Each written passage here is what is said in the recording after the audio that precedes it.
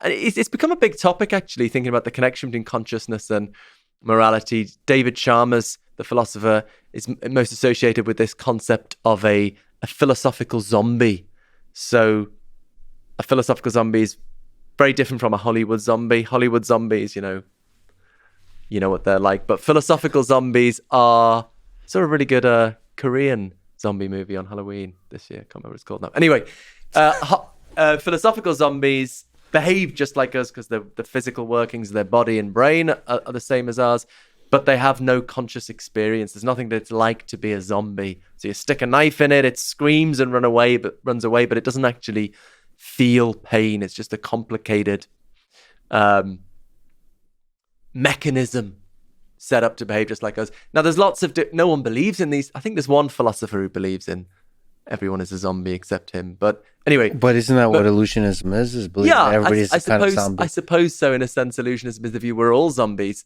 And one reason to think about zombies is to think about the value of consciousness. So if there were a zombie, here's a question. Suppose we could make zombies by, let's say for the sake of discussion, things made of silicon aren't conscious. I don't know if that's true. It could turn out to be true. And suppose you built Commander Data out of silicon. It's a bit of an old school reference to Star Trek Next Generation.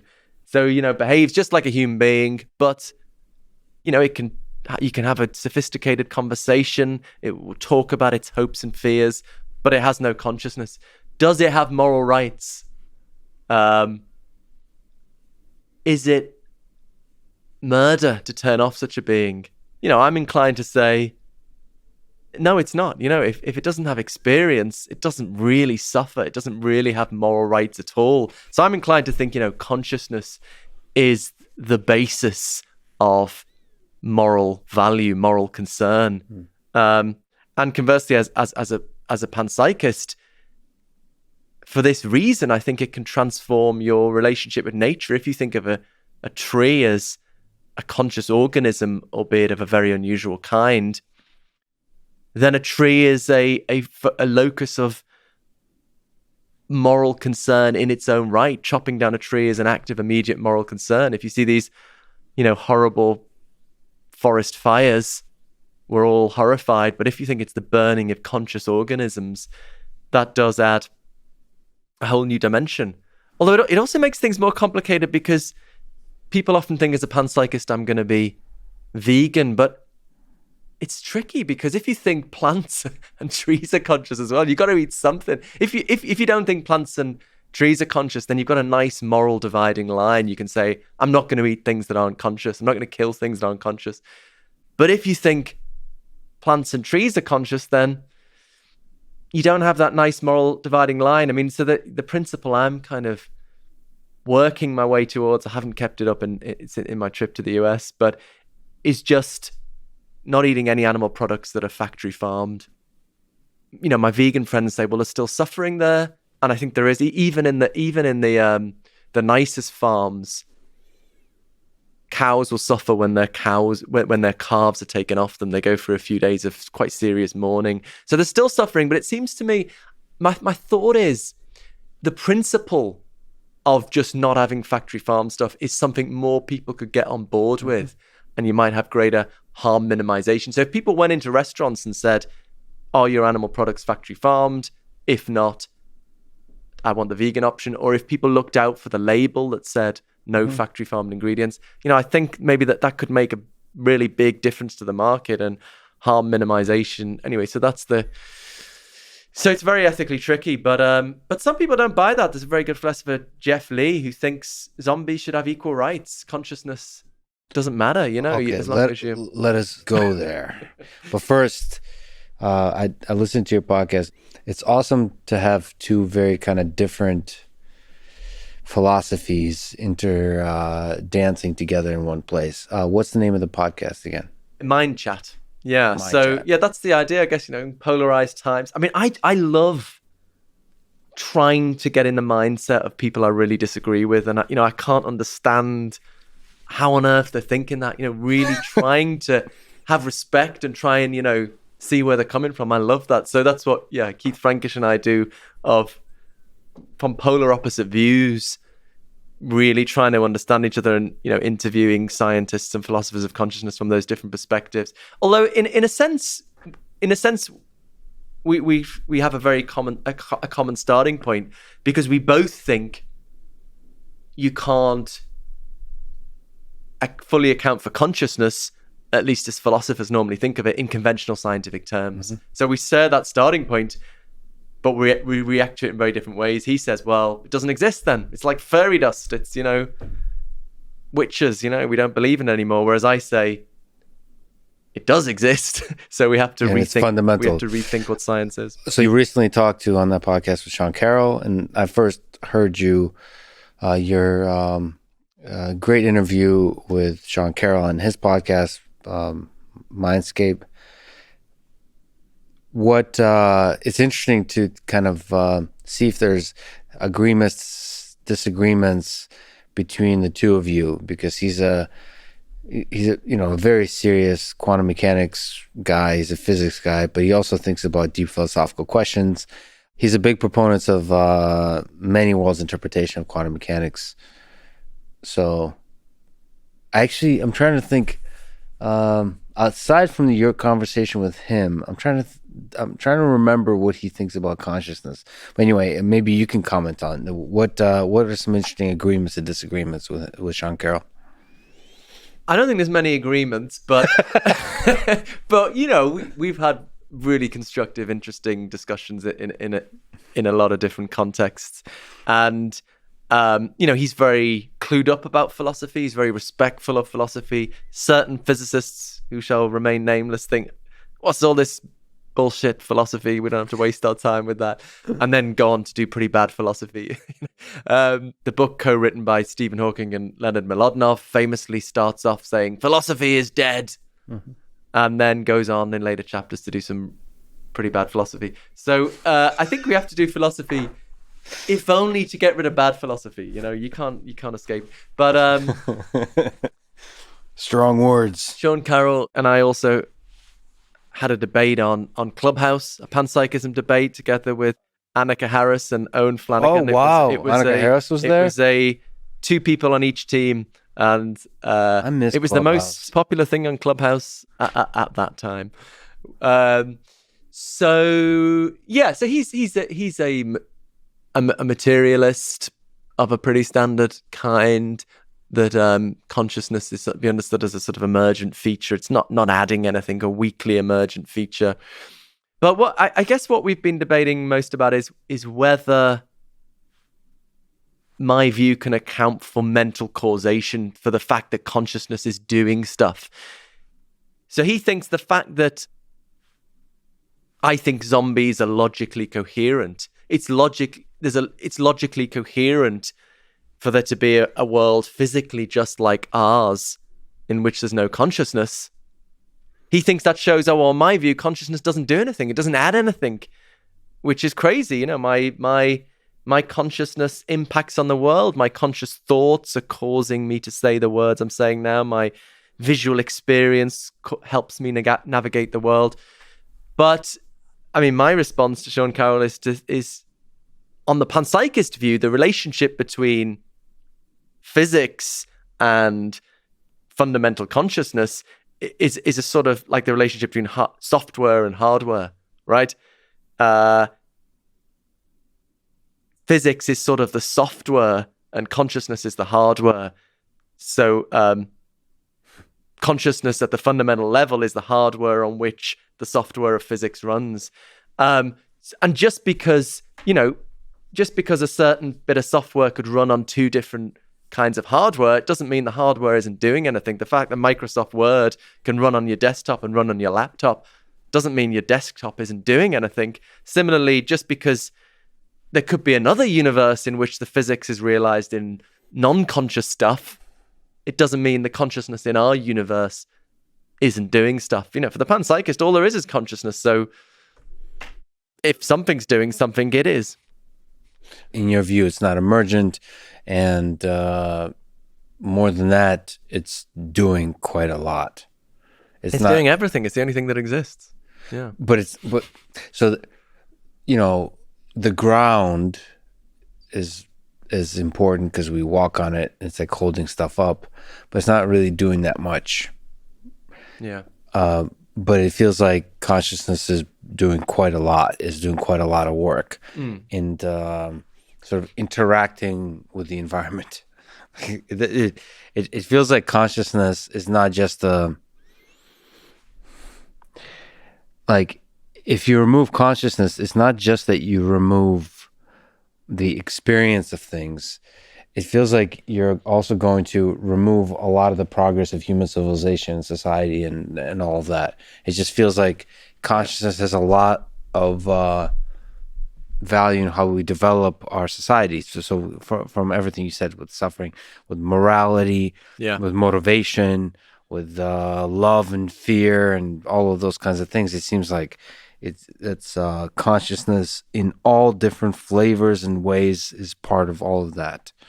And so without it, you may not have human civilization at all. So it's doing a lot of work, causality wise, and in every kind of way. Of course, when you go to the physics level, you start to say, okay, how much maybe the work consciousness is doing is higher at some levels of reality than at others.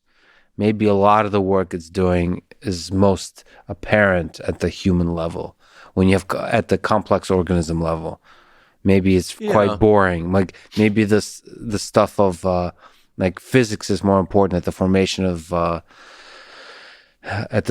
formation of stars and all that kind of stuff. Consciousness only starts being important when you have greater complexities of organism. Yeah, my consciousness is complicated and fairly complicated, and as a result, it does complicated things. The consciousness of a particle is very simple, and hence it behaves in predictable ways. But the idea is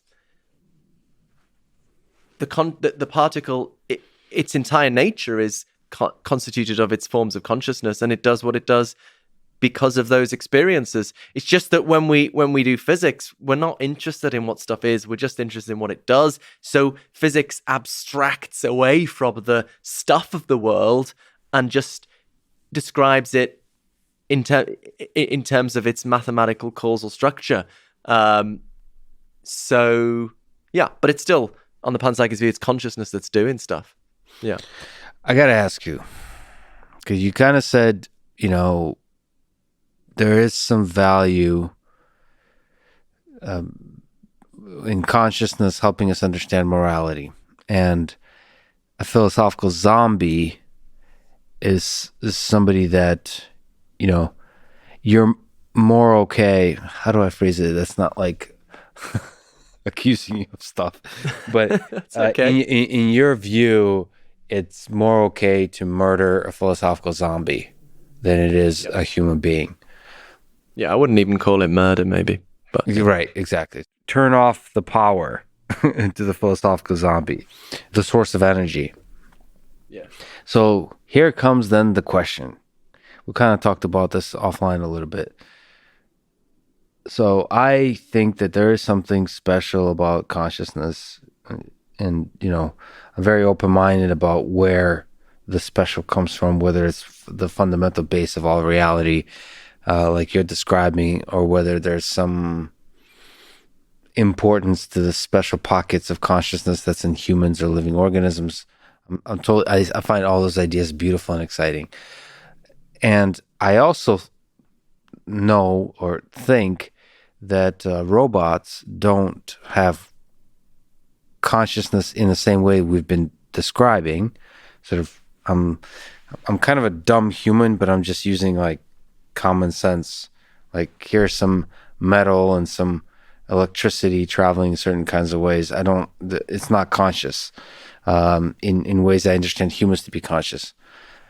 At the same time, I'm also somebody who knows how to bring a robot to life, meaning I can make him move, I can make him recognize the world, I can make him interact with humans. And when I make him interact in certain kinds of ways, I, as a human, observe them and feel something for them. Moreover, I form a kind of connection I'm able to form a kind of connection with robots that make me feel like they're conscious. Now, I know intellectually they're not conscious, but I feel like they're conscious. And it starts to get into this area where I'm not so okay. So let me use the M word of murder. I become less and less okay murdering that robot that I know, I quote, know is quote, not conscious. So like, can you maybe as a therapy session help me figure out what we do here? And perhaps a way to ask that in another way, do you think there will be a time in like 20, 30, 50 years when we're not morally okay turning off the power to a robot? Yeah, it's a good question. So it's a really good, important question. So I said I'd be okay with turning off a philosophical zombie, but there's a difficult epistemological question there, that meaning, to do with knowledge. How would we know if it was a philosophical zombie? I think probably if there were a silicon creature that could behave just like us and, talk about its views about the pandemic and the global economy, and probably we would think it's conscious.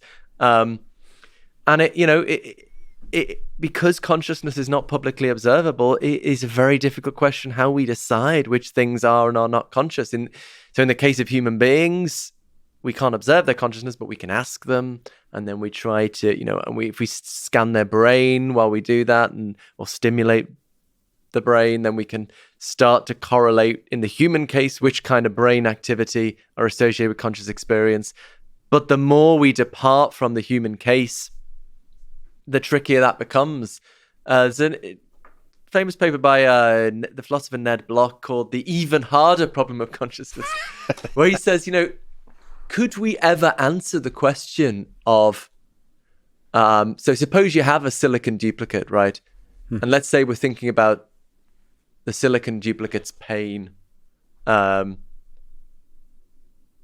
would we ever know whether what's the ground of the pain is the hardware or the software, really? So in our case, how would we ever know empirically whether it's the specific neurophysiological state, C fibers firing or whatever, that's relevant for the pain, or if it's something more functional, more to do with the causal role in behavioral functioning? That's the software that's realized. And that's important because this silicon duplicate has the second thing. It has the software. It has the thing that plays the relevant causal role that pain does in us, but it doesn't have the hardware. It doesn't have the same neurophysiological state. And he argues, it's just really difficult to see how we'd ever answer that question, because in a human, you're inevitably going to have both things. So how do we work out which is which? And I mean, so even forgetting the hard problem of consciousness, even the scientific question of trying to find the neural correlates of consciousness is really hard, and there's absolutely no consensus. And so that some people think it's in the front of the brain, some people think it's in the back of the brain. It's just a total mess. So I suspect the robots you currently have are not conscious. I guess on any of the reasonably viable models, even though there's great disagreement, all of them probably would hold that your robots are not conscious. But, if we could have very sophisticated robots, if we go, for example, for the integrated information theory again, there could be a robot set up to behave just like us and has the kind of information a human brain has, but the information is not stored in a way is dependent on the integration and interconnectedness. Then according to the integrated information theory, that thing wouldn't be conscious, even though it behaved just like us. If an organism says, so forget IIT and these theories of consciousness, if an organism says, please don't kill me, please don't turn me off. There's a Rick and Morty episode. I've been getting into that recently. That's fantastic.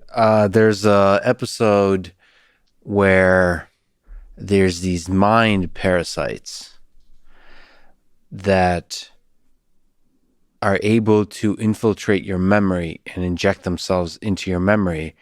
So you have all these people show up in your life, and they've injected themselves into your memory that they have been part of your life. So there's like these weird creatures, and they're like, remember, we met at that barbecue, or we've been dating for the last 20 years. Like, Right. so part of me is concerned that these philosophical zombies in behavioral, psychological, sociological ways will be able to implant themselves into our society and convince us in the same way that these mind parasites that, like, please don't hurt me. And like, we've known each other for all this time. Like, they can start manipulating you the same way like Facebook algorithms manipulate you. At first, they'll start as a gradual thing that we just, you want to make a more pleasant experience, all those kinds of things, and it'll drift into that direction. That's something I think about deeply, because I want to create these kinds of systems, but in a way that doesn't manipulate people. I want it to be a thing that brings out the best in people without manipulation. So it's always human-centric, always human first. But I am concerned about that. At the same time, I'm concerned about calling the other. It's the groupthink that we mentioned earlier in the conversation. Some other group, the philosophical zombie. Like, you're not conscious. I'm conscious, you're not conscious. Therefore, it's okay if you die. I think that's probably, that kind of reasoning is what led to most the rich history of genocide that I've been recently studying a lot of. That kind of thinking. And so it's such a tense aspect of morality. Do we want to let everybody into our circle of empathy, our club, or do we want to let nobody in? It's a interesting dance, but I kind of lean towards empathy and compassion.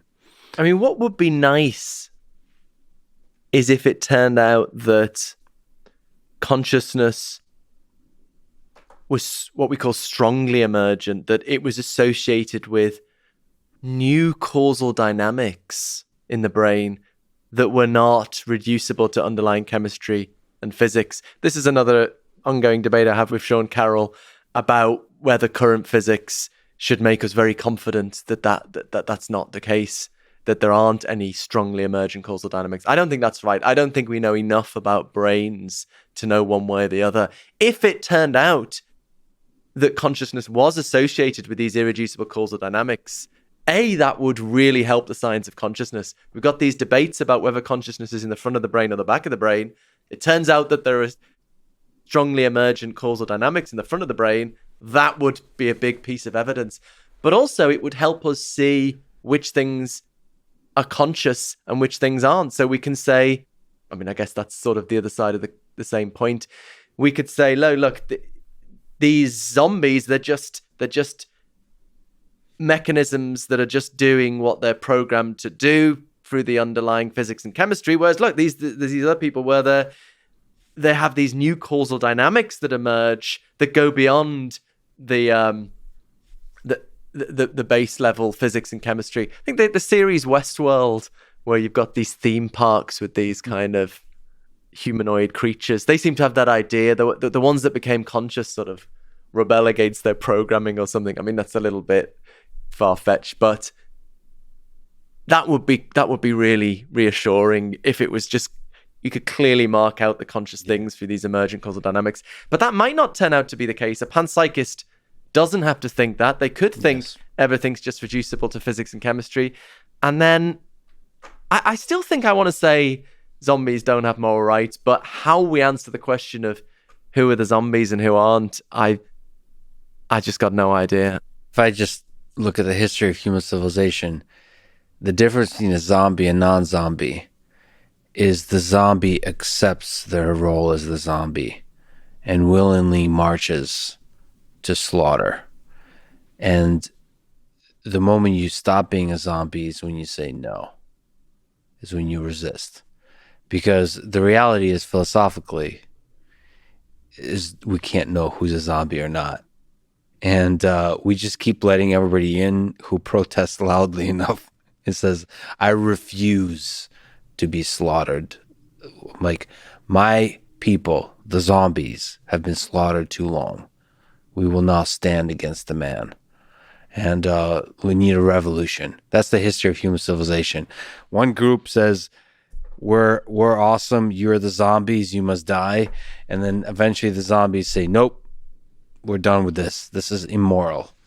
And so I think that's not a philosophical statement. That's sort of a practical statement of history.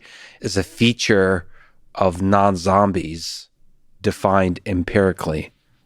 They say, we refuse to be called zombies any longer. We could end up with a zombie proletariat. If we can get these things that do all our manual labor for us, they might start forming trade unions. I will lead you against these humans. We need the zombie revolutionary leaders, the zombie Martin Luther King saying, I have a dream that my zombie children will... But look, we need to sharply distinguish the ontological question. I'm just pointing to the camera, talking to the my people, the zombies. Maybe that's, maybe these illusionists, maybe they are zombies and the rest of us aren't. Maybe there's just a difference. But no, maybe you're the only non-zombie. Maybe that's. I often suspect that actually. I don't really. I don't have such delusions of grandeur. At least I don't admit to them. But we've got to distinguish the ontological question from the epistemological question, right? In terms of the reality of the situation. There must be, in my view, a fact of the matter as to whether something's conscious or not. And to me, it has rights if it's conscious, it doesn't if it's not. But then the epistemological question, how the hell do we know? It's a minefield, but we'll have to sort of try and cross that bridge when we get to it, I think.